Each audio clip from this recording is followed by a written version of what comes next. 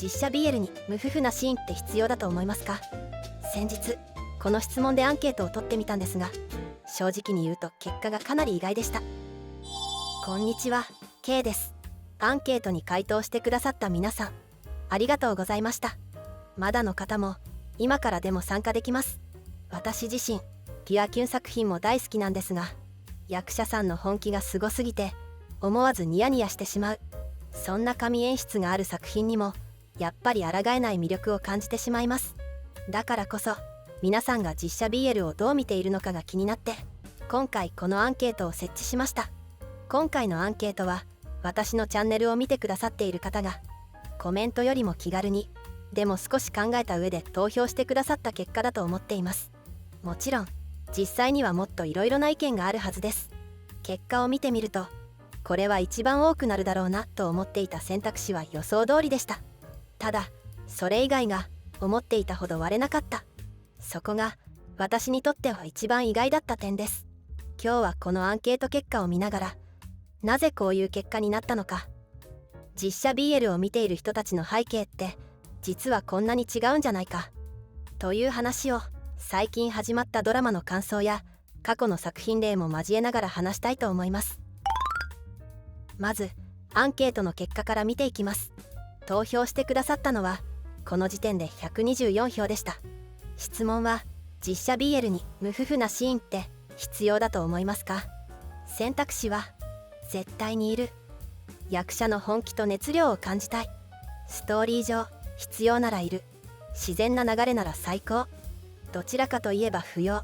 ピュアな空気感を大事にしたい、全く不要、綺麗な世界観だけで完結してほしい、この4択にしました。一番多かったのはストーリー上必要ならいるで約6割。これは予想通りの結果でした。ただ意外だったのは絶対にいるが3割以上あったこと、そしてどちらかといえば不要、全く不要を合わせても1割未満だったことです。正直ここはもう少し割れるかなと思っていたので、この結果はちょっと意外でした。ざっくりまとめると、このアンケートでは肯定派が約9割、否定派が約1割という結果になりました。このアンケートは不特定多数の意見というより、私のチャンネルを見て内容を理解した上で考えて投票してくださった方の回答だと思っています。だからこそ実写 BL を幅広く楽しんで積極的に見ている方が多い結果なのではないかと感じました。実写 BL を見ている人って実は背景がすごくバラバラですよね。特にここ 1,2 年で実写 BL ドラマの本数が一気に増えて、ライト層からコア層まで本当に幅広い層が実写 BL に触れるようになってきたと感じています。例えばもともとドラマ好きでたまたま見た作品が BL だったという人、もともと BL 作品が好きで見ているという人、原作ファンで実写も見てみようと思ったという人、キャストファンで推しが出演しているから見たという人、こうして立場やハマったきっかけが違うだけでも濃厚なラブシーンに対する感じ方って本当に全然変わってくると思います。必要派が9割という結果でした。その中でもストーリー上必要ならいるが6割ということは、やはり濃厚なシーンそのものが見たいというよりも物語として必要なら見たい、つまりストーリー重視で自然な流れの中で見たい方が多いということですよね。特に原作を先に知っている方の場合は、原作にあるシーンだからカットや大きな改変をせずに実写用に少し表現をソフトにしてでも空気感を見せてほしい、役者さんの本気を感じたい、こうした理由から不自然に避けられるよりもちゃんと描いてほしいという気持ちになるのだと思います。一方で不要派は約1割。この意見も私はすごく大事だと思っています。そもそも濃いシーンが苦手、原作を知らない、普段は BL を見ないけれど推しが出演しているから見ている、こうした背景があると濃厚なラブシーンはプラスではなくハードルになってしまうこともありますよね。幅広いライト層に見てもらうために原作をピュアキュン中心の演出に改変するというのも一つの正解だと思います。その成功例として挙げられるのが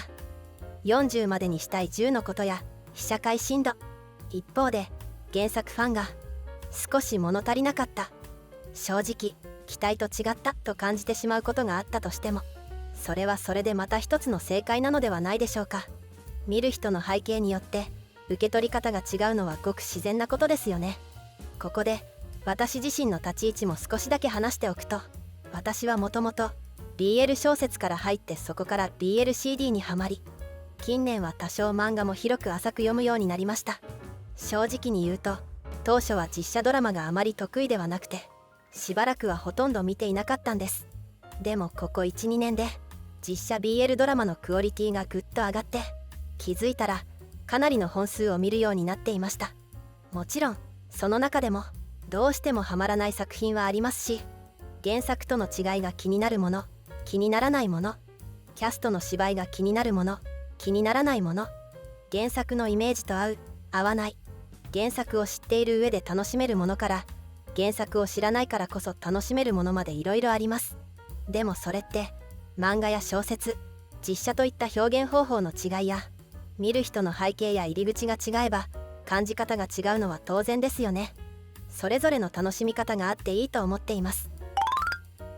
過去作の中で私が見て実写での濃厚なシーンに驚いた作品3選を紹介します。まずは体感予報。この作品は BL ファンが選ぶ一大イベントでもある BL アワード2023ベストコミック部門1位を獲得した原作漫画を実写化した作品ですね。原作ファンの期待値が高い中で、原作の世界観をとても丁寧にドラマ化してくれた印象が強く、映像、脚本、キャスト、どれをとってもバランスが良かったと思います。原作ファンもキャストのファンもどちらも納得できる実写化だったのではないでしょうか。次にポルノグラファー。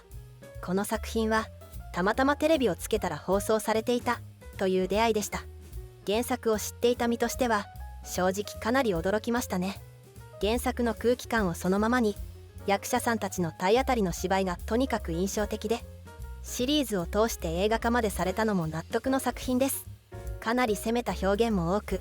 これはもう完全に BL 上級者向けの作品だと思います。最後はキュウソはチーズの夢を見る。同名原作と合わせて訴状の恋は二度跳ねるも含めて映画化された作品です。配信で見ましたが、原作とは少し展開を変えつつもコンパクトにまとまっていて、こちらも役者さんたちの体当たりの芝居が強く印象に残りました。リバが苦手な方には少しハードルがあるかもしれませんが、これもやはり BL 上級者向け。個人的には原作の今ヶ瀬はもっとめんどくさくてかなり減らっているので、正直しんどさは原作の方が強い印象です。その意味では映画版の方が少し見やすいかもしれません。今挙げた3作品は正直に言うと濃厚な絡みのシーンをカットしてしまうと原作の良さがかなりそがれてしまう作品だと思っています。濃厚に描いたからこそ2人の関係性や感情の重さに説得力が生まれていて、それがそのまま実写化する意味にもなっている。今改めて見てもかなり尖った作品ですよね。同じように恋二度やオリジナルドラマのジャック・フロストもやっぱり印象に残っています。一方でキュアキュン作品は原作の良さもありますが、そもそも描かないことで余白を楽しませてくれるタイプの作品ですよね。例えばキュアキュンの極み3選として浮かぶ作品は君には届かない。学生 BL の中でもひときわピュアとキュンが詰まった作品ではないでしょうか。大きな展開があるわけではないのに、2人の表情や距離感だけで気づくとずっとニコニコしてしまう、そんな空気感がとても印象的でした。港庄司コインランドリー、シーズン2まで実写化された大人気作品ですね。アラサーの港と高校生のシン、積極的なシンに振り回されてしまう港のどぎまぎした感じがとにかく可愛くて終始楽しく見られるラブコメ作品でした。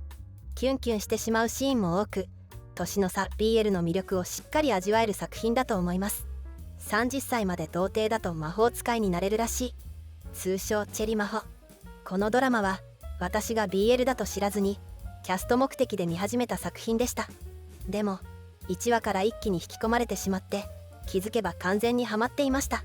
映画化もされて満足度が高く、その後はアニメ化もされた作品なので、どちらもとても良かった印象です。こうして振り返ってみると、このピュアキュン3作品は全て原作を知らずに見たドラマでした。個人的にはあまりピュアキュン作品を多く持っていないタイプだと思っていたので、ドラマをきっかけにこんなに安心して楽しめる作品に出会えたのは嬉しかったです。もちろん他の動画でも触れていますが、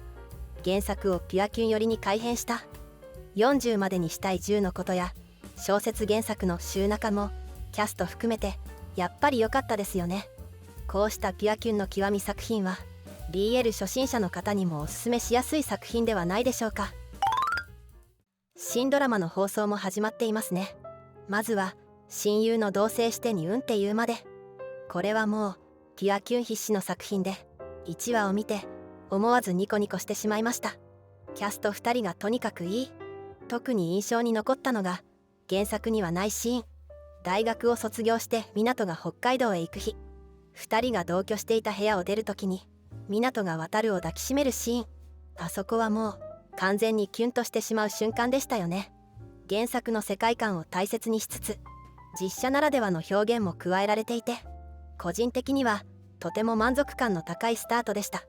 事前にコメントでもいただいていましたが、湊役の吉沢くんの声が本当に良くて、